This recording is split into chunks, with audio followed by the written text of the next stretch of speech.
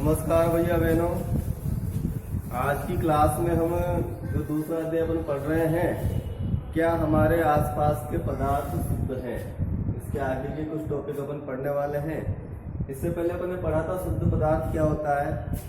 उसके बाद अपन ने मिश्रण पढ़ा और मिश्रण के प्रकार अपन ने पढ़े थे कि मिश्रण दो प्रकार के होते हैं, सममांगी मिश्रण और विषमांगी मिश्रण। उसके बाद अपन ने विलयन क्या होता है और विलयन के गुण, यहाँ तक अपन ने पढ़ लिया था। अब अगला टॉपिक विलयन से जुड़ा अपन पढ़ेंगे विलयन की सांद्रता। तो देखो, विलयन की सांद्रता अपन किसे कहेंगे, यानी कि विलायक की मात्रा। अब विलायक अपन ने जानते हैं विलयन के दो भाग होते हैं, एक होता है विलयन, विलय और विलायक। यानी कि विलाय की मात्रा ज्यादा होती है और विलयन की मात्रा कम होती है। यानी कि विलय विलायक में घुला रहता है, ऐसा अपन ने विलयन में पढ़ा था। तो विलायक की मात्रा यानी कि उसका द्रव्यमान भी हो सकता है और उसका आयतन भी हो सकता है। तो विलायक की मात्रा में घुले हुए विलय पदार्थ की मात्रा को अथवा विलय पदार्थ की मात्रा जो विलयन के किसी दी गई मात्रा अथवा आयतन में उपस्थित है, उसे कहेंगे अपन उस विलयन की सांद्रता।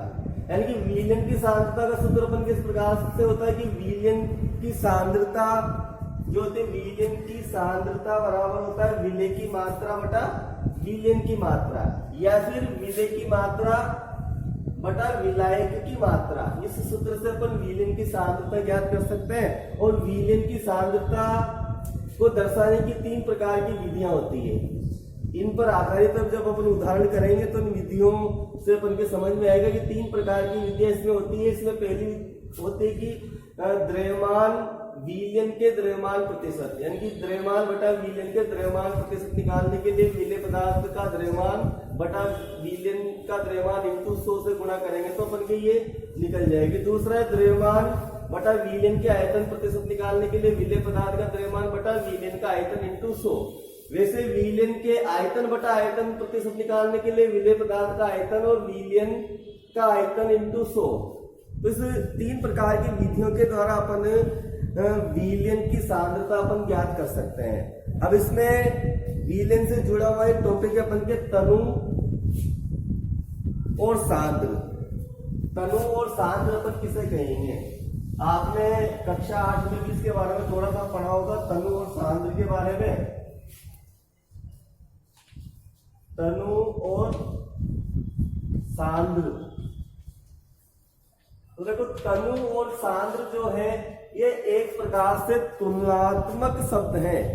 यानी कि दोनों शब्द की आपस में अपन तुलना इसमें करते हैं, जिसका निर्धारण किसी विलयन के निश्चित आयतन में विलय पदार्थ की मात्रा से किया जाता है। यानी कि उस विलयन के अंदर विलय पदार्थ कितनी मात्रा में, इससे इसका अपन निर्धारण कर सकते हैं। जैसे मान लेते हैं कि 2 बीकर में 100 ml जल है, 2 बीकर लेंगे और उनमें 100 ml जल अपन ले लेंगे और एक बीकर में 1 चम्मच तथा दूसरे बीकर में 2 चम्मच कॉपर सल्फेट डालकर उसका विलयन अपन बनाएंगे। तो 1 चम्मच कॉपर सल्फेट का जो विलयन होगा और 2 चम्मच कॉपर सल्फेट का जो विलयन है वह तुलनात्मक रूप से 2 चम्मच वाला जो विलयन है वो सांद्र होगा। यानी कि जिसके अंदर अपन ने 1 चम्मच कॉपर सल्फेट डाला है और जिसके अंदर 2 चम्मच कॉपर सल्फेट डाला है, तो विलय पदार्थ की मात्रा किसके अंदर ज्यादा है, जिसमें 2 चम्मच डाला है, तो वो सांद्र होगा। जिसमें मात्रा कम है वो तनु होगा। जैसे मान लेते हैं कि इसको अपन इस प्रकार से समझे, 1 गिलास पानी अपन लेंगे और उस 1 गिलास पानी में अपन ने एक नींबू निचोड़ दिया, तो उसको अपन क्या कहेंगे, नींबू पानी कहेंगे।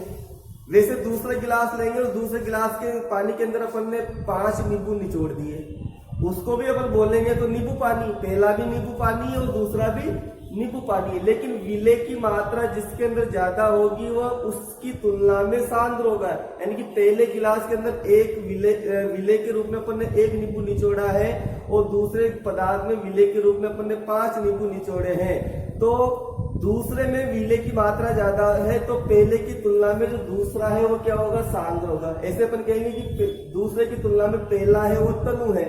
इस प्रकार से तनु और सांद्र जो होते हैं एक प्रकार से ये तुलनात्मक शब्द होते हैं। अगला टॉपिक आता है इसमें अपन के संतृप्त विलयन।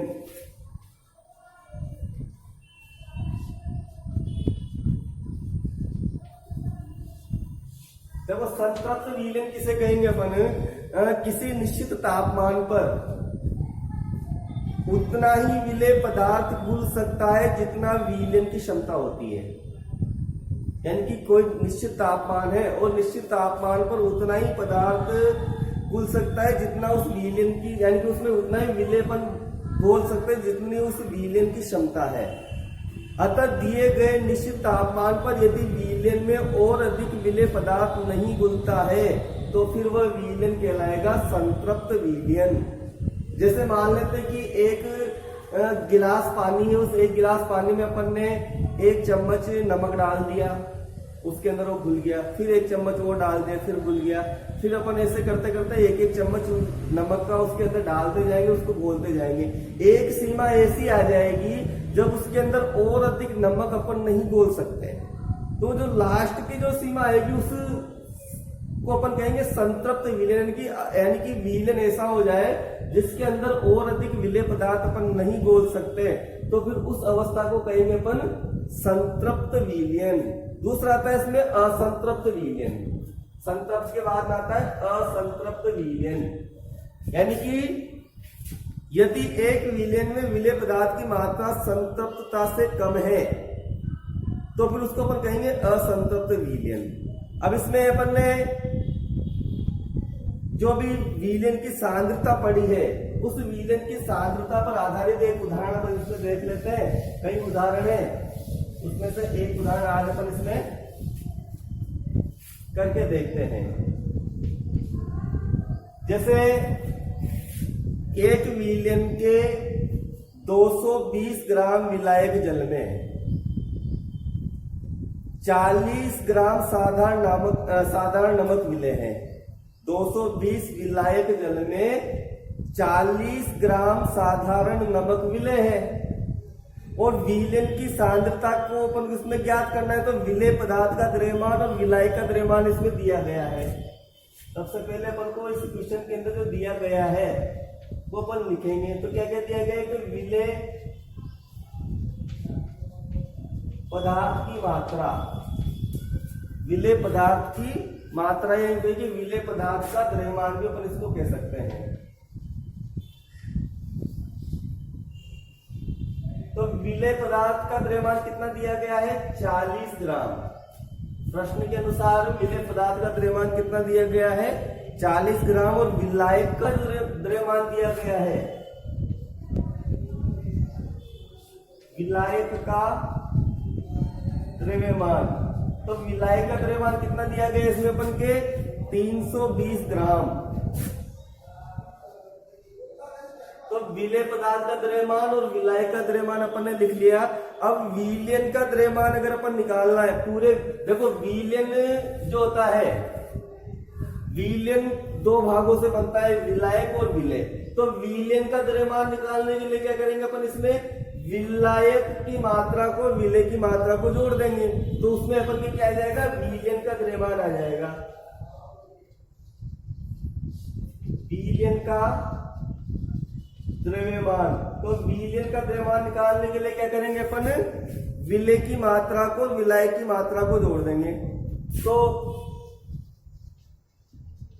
विलेय का द्रव्यमान प्लस विलायक का द्रव्यमान,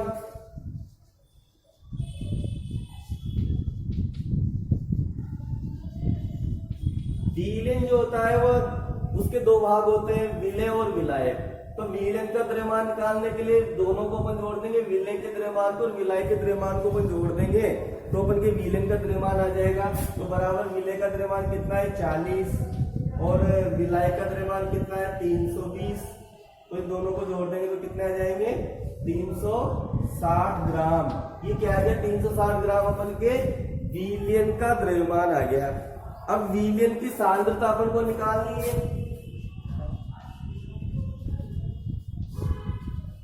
विलयन की सांद्रता अपन को ज्ञात करनी है। तो विलयन की सांद्रता ज्ञात करने का सूत्र क्या लिखा है, तो अपन ने विलेय पदार्थ का द्रव्यमान बटा विलयन का द्रव्यमान। विलेय पदार्थ का द्रव्यमान बटा विलयन का द्रव्यमान।